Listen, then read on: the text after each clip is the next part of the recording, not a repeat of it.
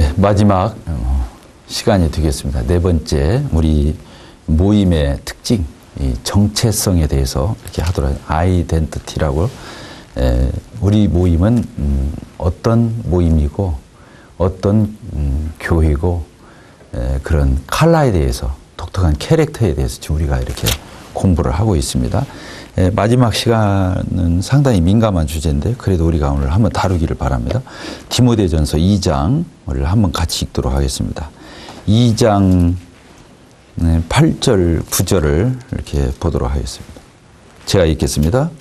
그러므로 각 처에서 남자들이 분노와 다툼이 없이 거룩한 손을 들어 기도하기를 원하노라. 또 이와 같이 여자들도 아담한 옷을 입으며 염치와 정절로 자기를 단장하고 따은 머리와 금이나 진주나 값진 옷으로 하지 말고 오직 선행으로 하기를 원하라. 이것이 하나님을 공경한다 하는 자들에게 마땅한 것이니라. 여자는 일절 순종함으로 종용히 배우라. 여자의 가르치는 것과 남자를 주관하는 것을 허락지 아니하노니 오직 종용할지니라. 이는 아담이 먼저 지음을 받고 이와가 그 후며 아담이 꾀임을 보지 아니하고 여자가 꾀임을 보아 죄에 빠졌음이니라. 그러나 여자들이 만일 정절로서 믿음과 사랑과 거룩함에 거하면 그 해산함으로 구원을 얻으리라. 오늘 이 시간에는 교회 안에서 그 여자들의 위치와 그 처신에 대해서 이렇게 같이 교제를 나누도록 하겠습니다. 특별히 교회의 공적인 집회와 그 예배, 이 시간에 남자들은 어떠해야 되고 여자들은 어떠해야 되는지 이 부분이 이렇게 나온 것으로 보여집니다. 여기 보니까 남자들은 기도할 것을 말을 했습니다. 특별히 분노나 다툼이 없이 거룩한 손을 들어서 기도해야 할 그런 특권, 의무, 책임, 이게 남자들에게 있다고 하는 것을 우리가 보게 되고, 이게 적극적으로 남자들은 그렇게 하라고 그랬어요. 그런데 여자들은 하지 않는 걸로 이렇게 되어 있습니다.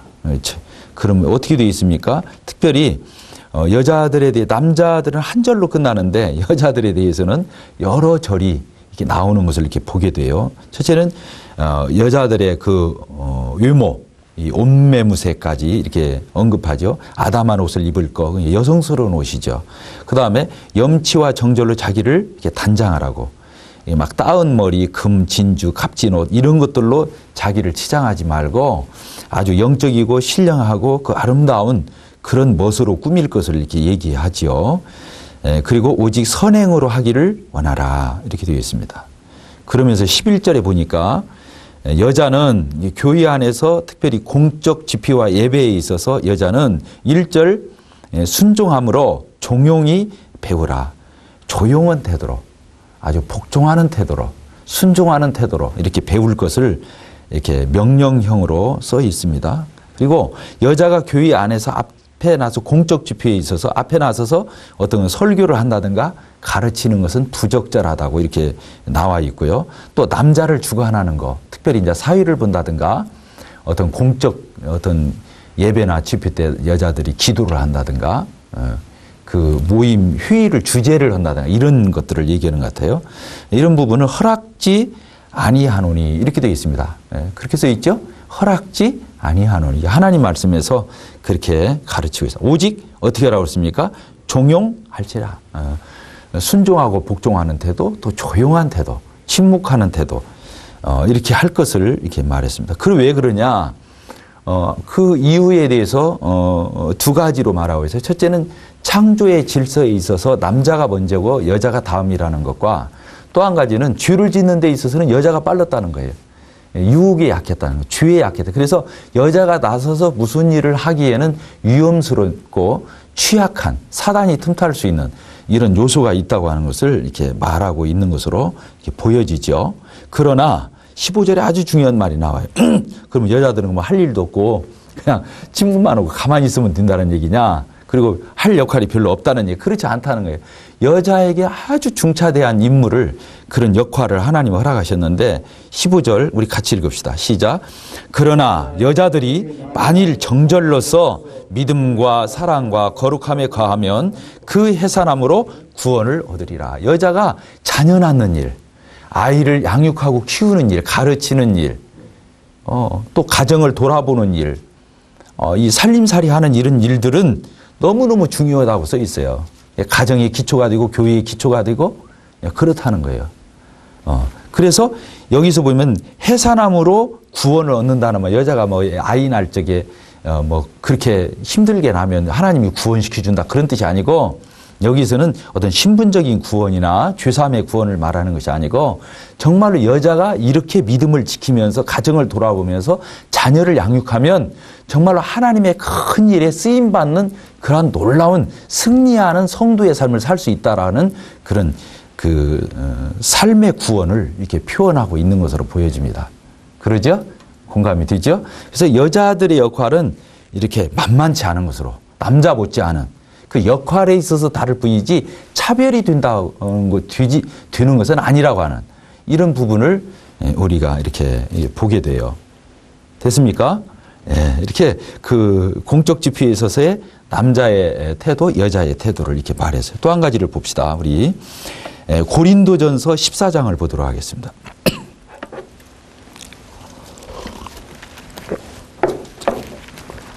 고린도전서 14장을 보면 33절을 제가 읽겠습니다. 33절.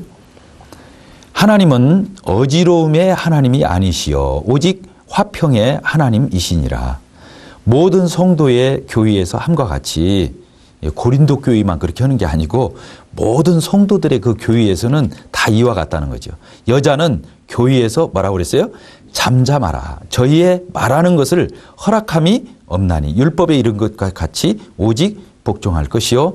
만일 무엇을 배우려거든 집에서 자기 남편에게 물을지니 여자가 교회에서 말하는 것은 부끄러운 것임이라. 하나님의 말씀이 너희에게로부터 난 것이냐 또는 너희에게만 임한 것이냐, 이렇게 되어 있습니다. 또 그 뒤에 39절을 보면요, 40절을 보면 이렇게 되어 있습니다. 같이 읽읍시다. 시작. 모든 것을 적당하게 하고 질서대로 하라, 이렇게 되어 있습니다.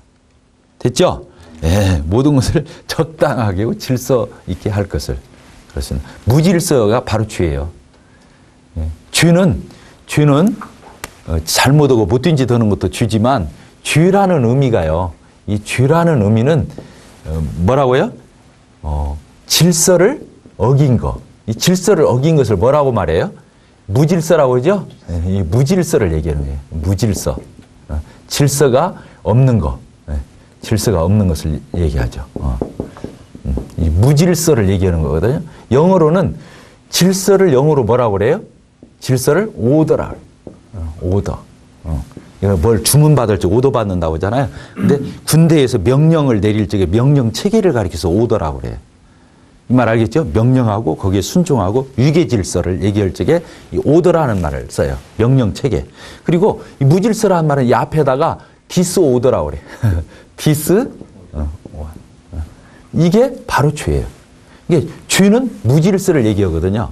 그러면 죄가 해결된 것을 회복이라고 할 적에, 회복은 바로 뭐겠어요? 질서죠. 질서가 회복되는 거거든요. 그러니까 교인은 죄사함을 받은, 하나님 앞에서 이런 혼돈과 무질서와 어그러진 거, 합당치 못한 거, 이 불의한 것들이 다 정리된 사람들이, 이제 그렇게 신분적인 구원을 받은 사람들이 실제 삶에서도 이런 것을 회복해 가야 돼요.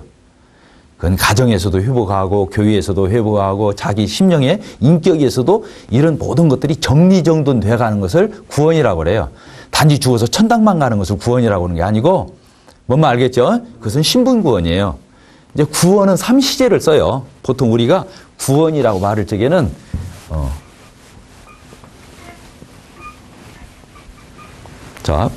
우리가 보통 구원 이렇게 말하잖아요. 근데 구원은 성경에 보면 세 가지 의미로 써 있어요. 어떻게 쓰냐면, 첫째는 이게 과거 완료 구원이 있어요. 과거 완료 구원. 이것은 뭐라고 하냐면 신분 구원이라고 그래요. 이것은 하나님의 자녀로 내가 거듭나는 거예요. 영접하는 자, 곧 그 이름을 믿는 자들에게는 뭐라고 그러세요? 하나님의 자녀가 되는 권세를 주셨다. 이것을 신분구원이라고 해요. 이건 한번 예수님을 믿고 영접하면 영원히 안 변해요. 신분은 하늘나라 생명책에 기록되면 내 이름이 안 지워지잖아요. 출생하면 호적부에 올라가는 거니까. 이건 안 변해요. 그러나 이 과거 완료 구원은 보통 이게 성경에서 90% 이상 이렇게 쓰여요. 그러니까 보통 구원하면 1번을 얘기하긴 해요. 예수님 믿고 죄사함 받고 하나님 자녀가 되는 거. 그러나 그것만 얘기하지는 않아요. 뭐라고 말했냐? 성경에서는 두렵고 떨림으로 너희 구원을 이루라 이런 말이 나와요. 뭐라고 나온다고요? 두렵고 떨림으로 너희 구원을 이루라. 이 말은 벌벌벌 떨어라 그 말이 아니고 하나님 때로는 어른이시잖아요. 그러니까 그분 앞에서 깍듯하고 단정하고 또 그분 경외심 갖고 존중히 여기고 이런 두렵고 떨림을 얘기하는 거예요. 이 말하겠지. 지옥 가는 두렵고 떨리는 그런 얘기가 아니고 그래서 너희 구원을 뭐라고요?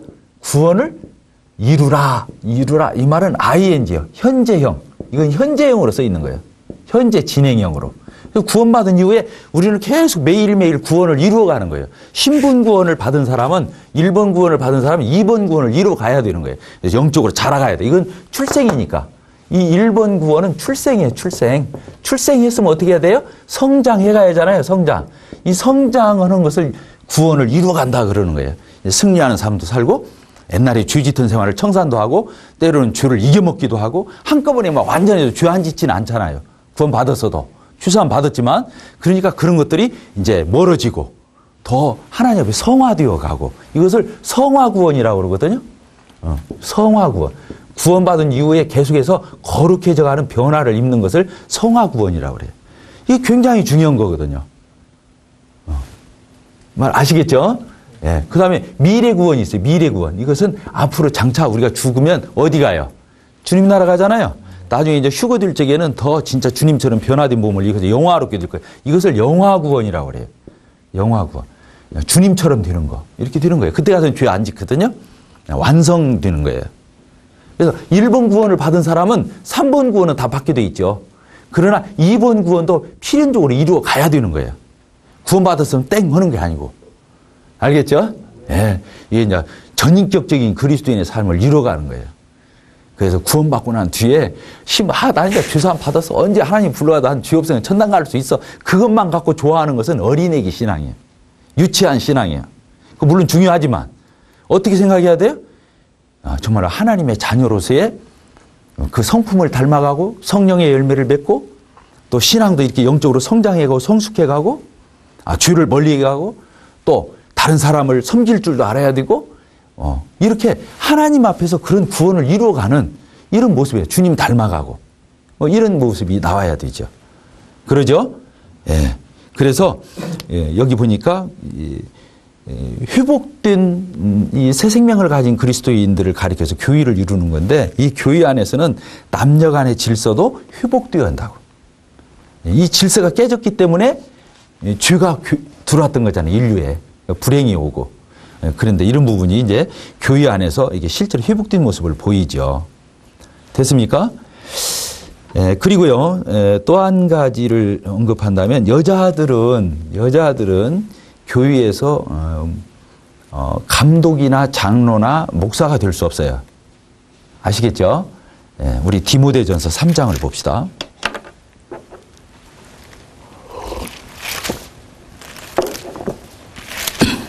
디모데전서 3장 1절을 보겠습니다. 제가 읽겠습니다. 미쁘다 이 말이여 사람이 감독의 직분을 얻으려 하면 선한 일을 사모한다 함이로다. 그러므로 감독은 책망할 것이 없으며 그 다음에 줄을 쳐보세요. 한 아내의 남편이 되며 이렇게 되어 있어요. 그러니까 한 아내의 남편이 되려면 여자여야 돼요? 남자여야 돼요? 남자만이 감독을 할 수 있어요. 아시겠죠? 그래서 감독은 아까도 얘기했지만 감독은 장로를 얘기하고 성경에서는 목사를 얘기하는 거예요. 동일인을 가리킨다고 그랬어요. 그래서 그런데 이제 집사는 여자들도 할 수 있다라는 생각을 갖게 돼요. 이제 성경이 분별해서 좀 차이는 있을 수 있지만 왜 그러냐면 8절에 보게 되면요. 3장 8절에 보면 이와 같이 집사들도 단정하고 일구 이언하지 않고 술에 임박이지 아니하고 더러운 일을 탐하여 깨끗한 양이 믿음의 비밀을 가져야 할지니 먼저 이 사람들을 시험하여 보고 그 후에 책망할 것이 없으면 집사의 직분을 하게 할 것이요. 그래놓고 뭐라고 그랬어요? 여자들도 이렇게 돼 있죠. 여자들도 이와 같이 단정하고 참소하지 말며 절제하며 모든 일에 충성된 자라 할지니 집사들은 또 뭐라고 그랬어요? 한 아내의 남편이 되며. 이게 남자 집사는 아내를 여럿 둬서는 안 된다는 의미로서 여기 또 이렇게 써 있어요. 남자가 집사 될 수 있어요. 그러나 그 앞에 보면 여자에 대해서 나와 있잖아요. 그러죠? 이런 걸 보면 또 로마서 16장을 보게 되면 로마서를 전달한 분이 누구냐면 베베라고 하는 자매예요. 이 로마서를 쓰신 분은 이제 사도 바울이었는데 로마에 보내는 편지였는데 그 편지를 가지고 전달한 사람이 누구라고요? 겐그리아 교회의 일꾼인 베베 자매였거든요. 근데 그 일꾼이란 말 나눠주를 보면 집사 이렇게 되어 있어요. 이게 교회 살림살이를 도맡아서 하면서 바울 사도의 보호자 노릇을 했던 분이 베베였는데 집사라고 하는 이런 총어를 붙인 걸 보면 그런 연관이 되어 있지 않나 이런 생각을 해요. 그러나 장로나 감독, 목사 이 일에 있어서는 여자를 세우지 않는다고 하는 것을 우리가 기억할 수 있게 되기를 바랍니다.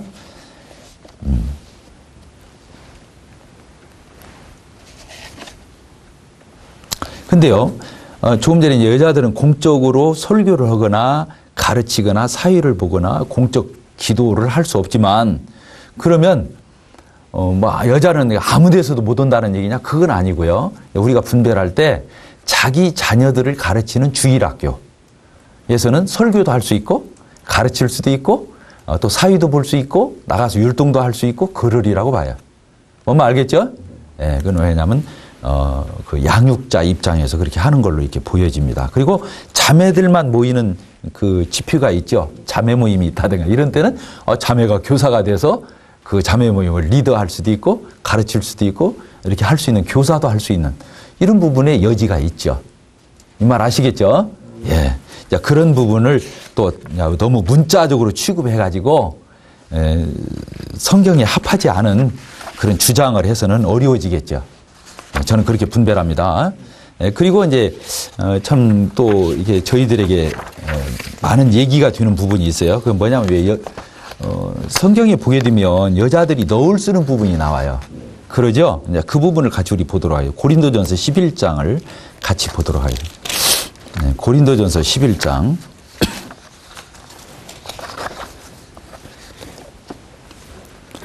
을 보면 그렇습니다. 11장 1절부터 제가 읽겠습니다. 내가 그리스도를 본받는 자 된 것 같이 너희는 나를 본받는 자 되라. 너희가 모든 일에 나를 기억하고 또 내가 너희에게 전하여 준 대로 그 유전을 너희가 지킴으로 너희를 칭찬하노라. 되어 있죠? 이 유전이 뭐냐면 너울 쓰는 이 전통을 얘기하는 거예요. 근데 이 부분을 지금 바울 사도가 이렇게 전해주고 해석까지 해줘요. 왜? 아까도 얘기했죠. 우리가 침례에 대한 부분이나 또 만찬에 대해서도 이 형식을 갖춘 예식을 하나님이 주셨는데 주님이 교회에 주셨는데 그 형식만 한다고 해서 유익이 되는 것은 아니다고 그랬죠. 뭘 알아야 한다고 그랬어요. 그 영적인 의미, 그 진리 거기에 담겨져 있는 교훈을 알 때 그것을 알고 행해야 그게 유익이 된다는 거예요. 그냥 가서 떡과 잔을 때도 그냥 먹대 먹고 그냥 잔 마시고 침대 그냥 너미 집어 넣어주니까 들어가고 이렇게 나오고 그런 게 아니고 그 의미를 알고 받을 때 큰 유익이 되는 거예요. 그래서 네 너울도 마찬가지예요. 뭐 여자들 얼굴 뭐 예쁘라고 쓰는 것이고 뭐 부끄러우니까 얼굴 가려주고 이런 게 아니고 그렇죠? 여기 보면 왜 교회 안에서 여자들이 스카프를 싸고 너울을 쓰고 이 머리 위에 두어야 되는가 이 부분을 이렇게 자세히 설명해 주고 있어요. 첫째는 창조 질서 때문에 그렇다는 거예요. 뭐 때문에요? 창조 질서 때문에 그렇다. 아까 죄의 반대가 질서잖아요. 무질서가 죄라고 그랬잖아요. 그러니까 질서가 회복돼야 하는 거예요. 교회는. 그 회복된 질서의 모습을 이 너울을 통해서 하나님이 가르쳐 주시고 싶은 거죠. 그게 몇 절에 써 있습니까? 3절에 써 있네요. 그러나 나는 너희가 알기를 원하노니 각 남자의 머리는 누구라고요? 예수 그리스도. 그렇죠? 예수님은 우리 남자들의 머리예요. 그리고 여자의 머리는 누구예요? 예수님이에요? 하나님이에요? 여자의 머리는? 남자예요. 아시겠죠? 예. 이렇게 되어 있어요. 그러니까 질서를 보자면 이런 순서로 되어 있는 거죠.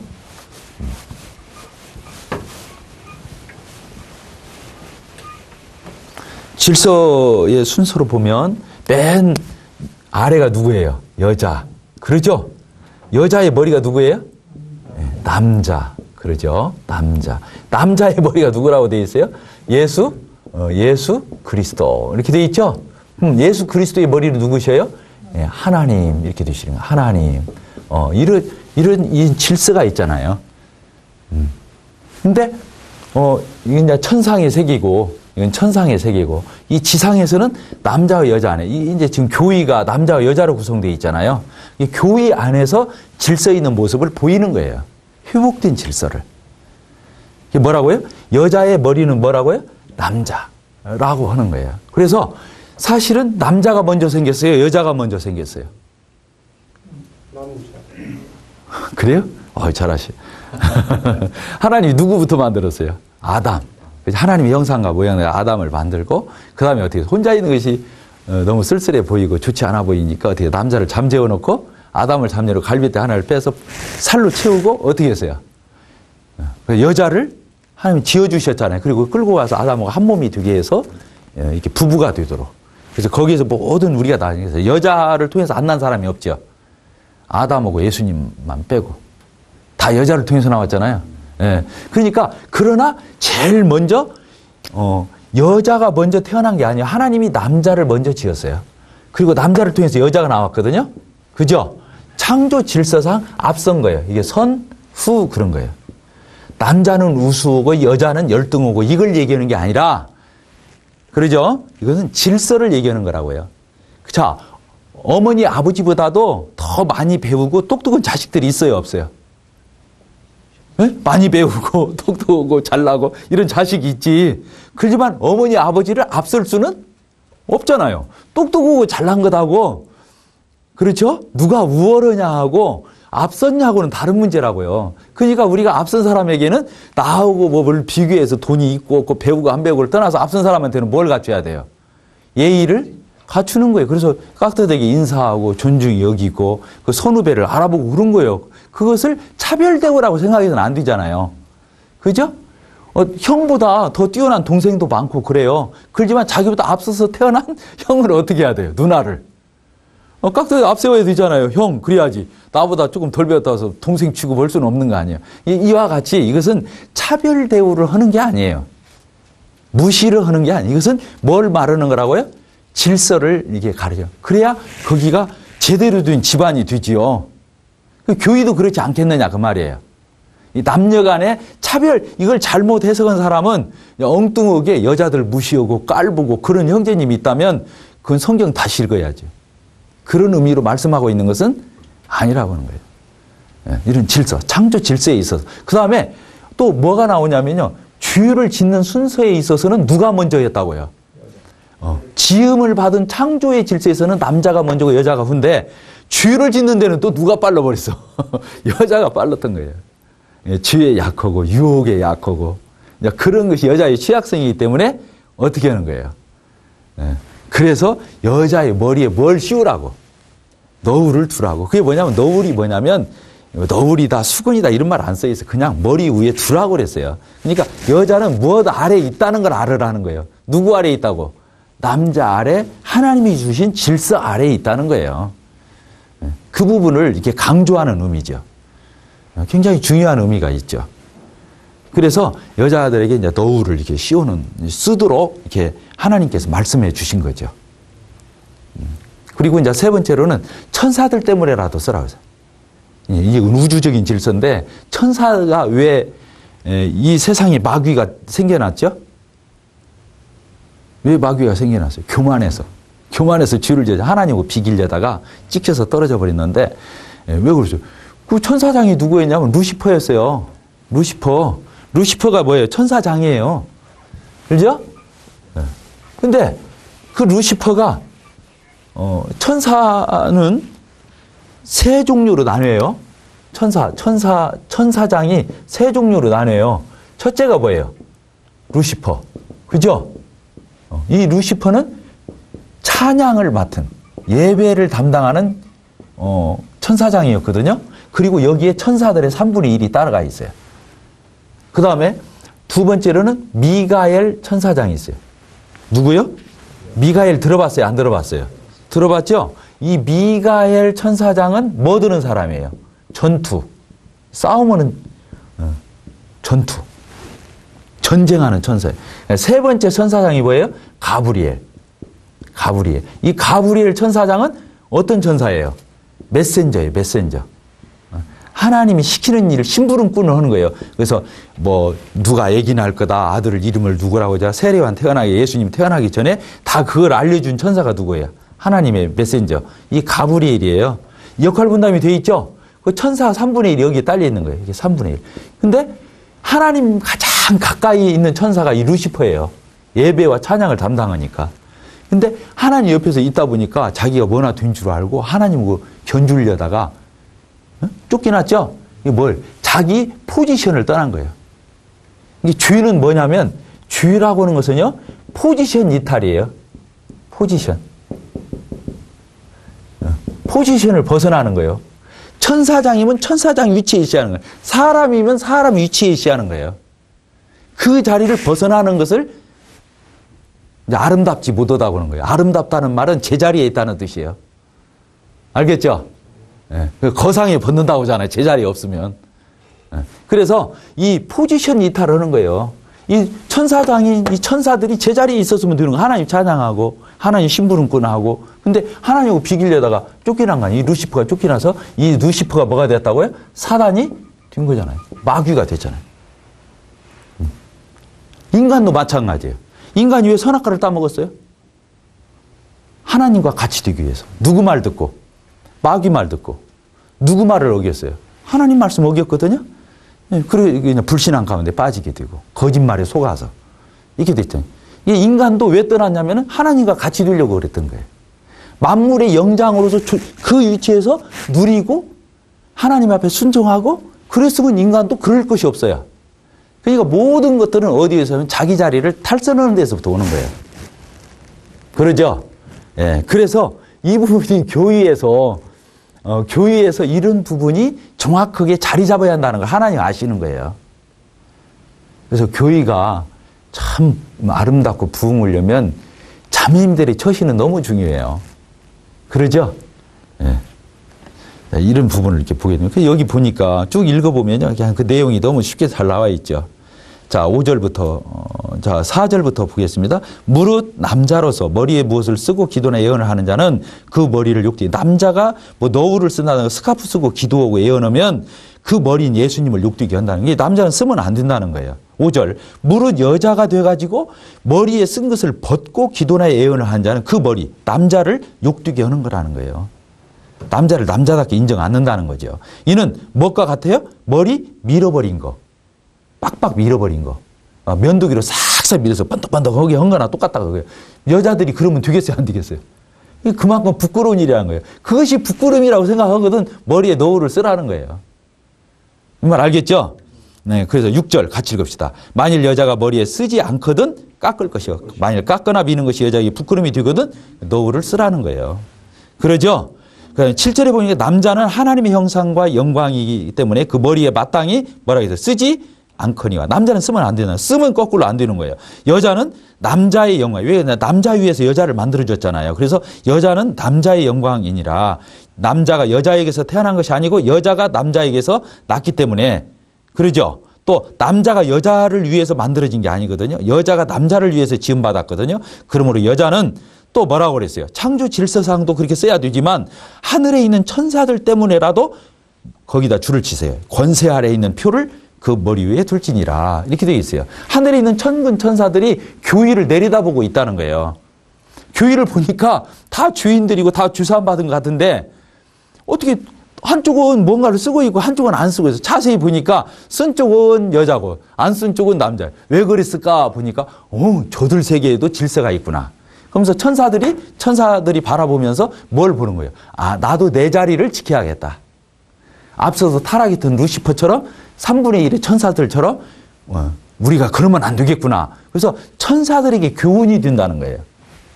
알겠죠? 이런 창조 질서, 죄를 짓는 질서, 또 이런 우주적인 질서, 이런 것 때문에 이 너울을 쓰는 것은 단지 여자 표시를 하는 것도 아니고 이쁘게 보이게 한 것도 아니고 뭐 정수거게 보이려고 그런 것도 아니고 이런 놀라운 영적 의미를 하나님이 담아놓고 너울을 써라 그런 거예요. 그러죠? 너울은 쓰고 있는데 그냥 자매님이 맨날 목소리가 커. 그러면 되겠어요, 안 되겠어요? 그리고 막 형제님들 우지자지해. 불상사납잖아요. 그러죠? 아름답지? 못하지요. 적절한 처신이라고 볼 수 없죠. 이제 그러니까 너울을 쓰는 것이 중요하지만 그보다 더 중요한 것은 너울 쓰는 자매님답게 이런 처신을 하는 것이 더 중요해요. 이런 의미를 알고. 이해가 되십니까? 예, 이런 부분에 우리가 순종할 수 있게 되기를 바랍니다. 예.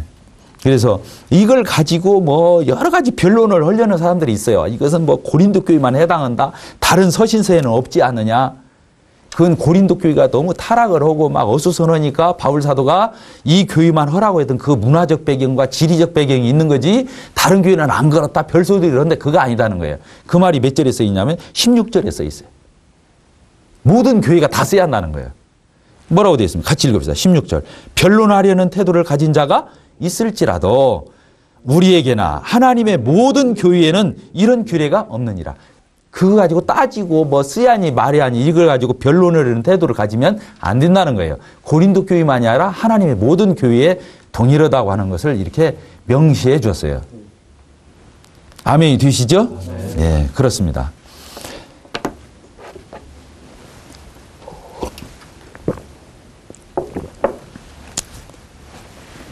그럼에도 불구하고 엊그저께 이제 저희 자녀가 결혼식을 했어요. 토요일 날. 근데 그 신부님 며느리가 그 면사포라고 그러죠. 스카프를 이렇게 쓰고 이렇게 했는데 참 보기 이쁘더라고요. 왜냐하면 지금 전 세계적으로 다 결혼할 적에 여자들이 스카프 써요, 안 써요? 쓰잖아요. 예. 쓰는데 그 왜 씁니까? 스카프를 왜 써요? 자, 남자와 여자가 이렇게 만나서 결혼을 하잖아요. 결혼을 하는데 보세요. 남자와 여자가 만나서 결혼을 하는 거예요. 남자와 이 여자가 만나서 결혼을 하는데 두 사람이 만나서 어떻게 돼요? 한 몸을 이루죠. 두 인격체가 만나서 한 몸을 이루거든요. 그래서 뭐라고 그래요? 부부 뭐라고 그러죠? 일심동체라고 그러죠. 마음이 하나 되고 한 동체, 한 덩어리가 된다. 지금 그 얘기잖아요. 부부 일심동체인데 이렇게 한 몸이 되었으니까 머리가 몇 개야 되겠어요? 이제 남편과 아내가 둘이 한 몸이 되었어. 그럼 몸이 하나잖아요. 근데 머리는 두 개 있으면 되겠어요, 안 되겠어요? 몸은 하나인데 머리가 둘이면 안 되니까 한쪽 머리를 어떻게 하는 거예요? 가리워주는 거예요. 이게 드러난 쪽은 누구예요? 신랑. 남자의 머리가 딱 드러나는. 이게 두 사람이 어떻게 하는 거예요? 남자는 머리 역할을 하면서 자기 몸을 진짜 자기 몸처럼 사랑해요. 아내를. 에베소서에 나오는 거예요. 자기 아내를 어떻게 하라고요? 내 몸처럼 사랑해 주라. 그 책임감이죠. 그 여자는 또 어떻게 하는 거예요? 이제는 누구 말을 듣는 거예요? 최종적인 책임이나 그 가정의 대표나 이건 남편이 되는 거예요. 그래서 자기 의견을 말할 수도 있고 생각을 말할 수도 있고 또 이렇게 상의도 할 수 있고 이렇게 하지만 결국에 그것을 결정해서 책임을 지는 것은 누구에게 있다고요? 그 남편에게 있다고 하는 거예요. 이해가 되시죠? 이런 부분을 우리가 생각하게 되고 또 한 가지 그럼에도 불구하고 아까도 얘기했지 보니까 디모데전서 우리가 이제 읽어봤잖아요. 아까 여자들이 아주 중요한 역할을 한다고 하는 거예요. 여자 없이 남자가 태어난 사람 하나도 없으니까 아까도 고린도전서 11장에 써 있었어요. 여자를 무시할 수 있는 경우가 있기 때문에 뭐라고 써 있었냐면 한번 읽어봅시다.